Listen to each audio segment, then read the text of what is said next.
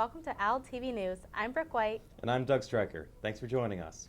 This week, FAU engineering and computer science alumnus and NASA astronaut Steve Swanson took off on his third trip to space. After years of training, Swanson and two Russian cosmonauts launched aboard the Soyuz TMI-12M on March 25th for an expedition to space. Swanson received his Master of Applied Science in Computer Systems from FAU in 1986 and joined NASA a year later as a systems engineer in the Aircraft Operations Division at Johnson Space Center, where he began working on shuttle training aircraft. In 2007, he was aboard the Space Shuttle Atlantis when it made a round trip to the International Space Station, with the mission of delivering a true segment and new solar arrays. Later on, Swanson went on to space again on the shuttle mission STS-117 and took with him an FAU flag with alumni pins attached. Swanson said that FAU has provided him with an excellent education in computer science. In other news, Beyonce is now promoting a campaign to ban the word bossy. The purpose of this campaign is to encourage girls to be leaders when they can grow up, despite the negative labels that they may be given for being a boss. Our field reporter, Brandon Camaro, went around campus showing Beyonce's video and asking FAU students what they think about the campaign. Take a look. Is ban bossy? Take one. Pushy. Stubborn. Stubborn. Pushy. Pushy. Stubborn. Stubborn. Bossy. Bossy. Bossy. When I was growing up, I was called bossy. I think the word bossy is just a squasher. Being labeled something matters. By middle school, girls are less interested in leadership than boys. And that's because they worry about being called bossy. We need to tell them it's okay to be ambitious. we need to help them lean in. Words matter. Let's just ban the word bossy. And encourage girls to lead. To be strong and be ambitious. Listen to your own voice. There are no limits. Dare to be you. You can change the world. Let's ban bossy. Be brave. Be you. Ban bossy. Join us to ban bossy. I'm not bossy. I'm the boss. Encourage girls to lead. Take the pledge at banbossy.com. Whenever someone calls me bossy, I do feel like offended by that, yeah. So I would appreciate if they called me assertive instead of bossy, yes. I know that it's just a word, but the connotation that's behind it can be very degrading to women. I think that what they're talking about and trying to give women equality to be leaders, especially young women who are told that being assertive makes them bossy, I think that that should be switched. They should be able to be bosses as well and not just bossy. Banning a word is just going to enable us, and it's not going to teach women to grow thicker skins. If you want to be respected, you want to own something. The word, there's so many words out there that have been so negative in the past, and people have owned those words. So why can't bossy be another word that we own? Why can't we learn to say, you know what, you can call me bossy all you want. At the end of the day, I'm getting the job done and I'm still a boss. Another campaign that is contributing to make the world a better place is UNICEF's Tap Water Project. This month's UNICEF is focused on providing tap water to children in need. Pay close attention to this video to find out how you can help. We're obsessed with our cell phones. Sometimes for good reasons. Other times we check for likes. And check. And check.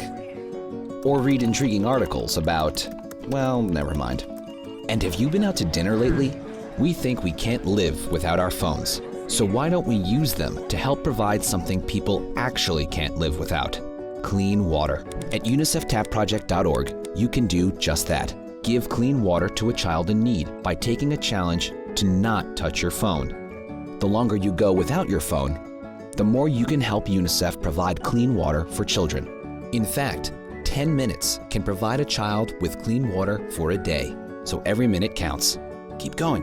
When you can't resist any longer, our sponsors and donors will make a donation to the UNICEF Tap Project based on the time you went without your phone. The fact that millions of children still live without something as basic as clean water is hard to put in perspective. So take a moment to reflect by going without something far less vital than water, your cell phone. At UNICEFTapProject.org. FAU's UNICEF organization is also working on this project by bringing awareness to FAU students around campus. For more information on how you can help, please contact Anna Bedoya, at the email address below. On a different note, if you've not declared a major yet and need some guidance on what would be your best choice, FAU's Career Development Center, the Center for Learning and Student Success, and Freshman Academic Advising Services are hosting the Carnival of Majors Fair, which is held every spring semester. The event provides an opportunity for students to meet with faculty, academic advisors, and staff from colleges to learn more about FAU's academic majors and minors and how a degree can help you achieve your goals. Don't go anywhere, because there's still much more to come here on Owltv News. And when we come back, FAU researcher explains what happened to turtles during their lost years.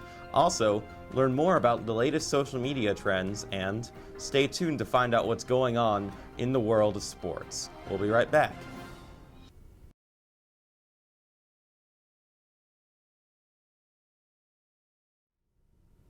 Welcome back, Owls. Did you know that when researchers tag baby turtles to track them, they disappear for years, known as their lost years? During that time, researchers were puzzled as to what happened to the turtles.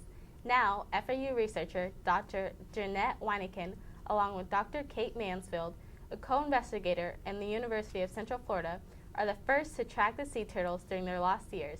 Nikki Ohlmeyer has the details. For FAU Associate Professor Jeanette Weineken, sea turtle conservation has always been a passion.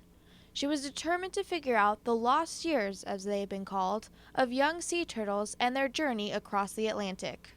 I remember reading about lost years when I remember reading about the lost year because nobody really knew how long it took the turtles to get to this size, which is what comes back to our coast.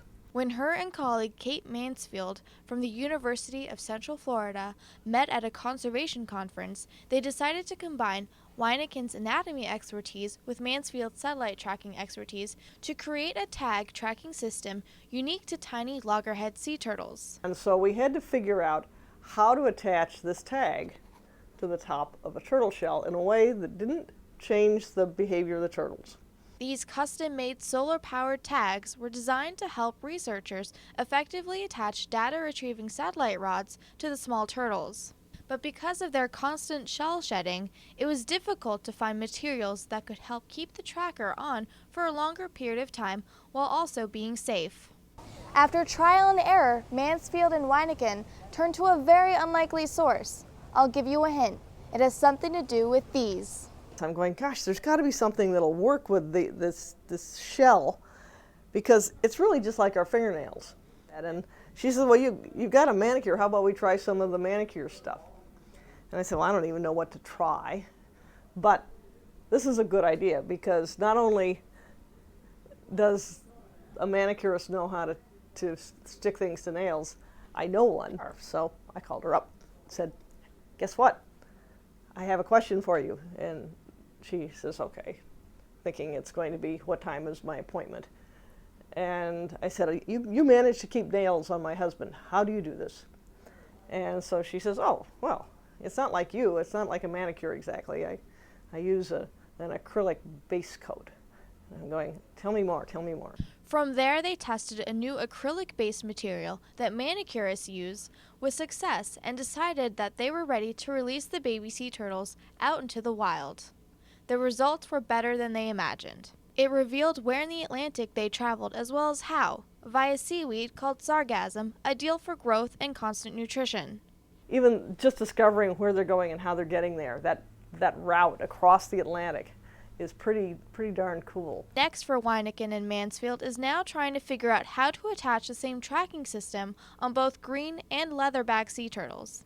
For Owltv News, I'm Nikki Ohlmeyer. Thanks, Nikki. It's amazing to think that this is just one mystery solved out of the many secrets nature holds. And now, let's see what's trending on social media this week. Hey Owls, Camille Namba here to talk to you about what's trending this week. The popular TV show American Horror Stories is set to come down and shoot the series in South Florida. The FX horror drama series will be entering their 4th season, and reports say they will be shooting around the Jupiter area. There have also been some rumors for the cast to film in Miami around Wynwood. The show is scheduled to debut in late October of this year.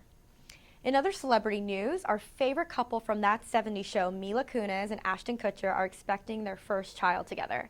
This newly engaged couple shared the happy news this past week, And this will be the first marriage for Mila and second for Ashton, who finalized his divorce from Demi Moore in November 2013. For more news and updates, you can check out our Facebook page and follow us on Twitter at FAU Owltv. And now let's go over to sports. Hey sports fans, I'm Andrew Ramey with your weekly sports update. The men's baseball team traveled to Rice and were swept by the Owls. A couple of bright spots for FAU. Shortstop Mitch Morales went 5 for 13, and pitchers Austin Goomer and Drew Jackson both only gave up 2 runs and both had solid performances. We look to bounce back with an upcoming home series against Southern Miss. Catch you guys next week, and now back to the studio. Well, Owls, thank you for tuning in, and we'll see you next time on Owltv News. Don't forget that you can always stay informed by following us on Facebook, Instagram, or Twitter.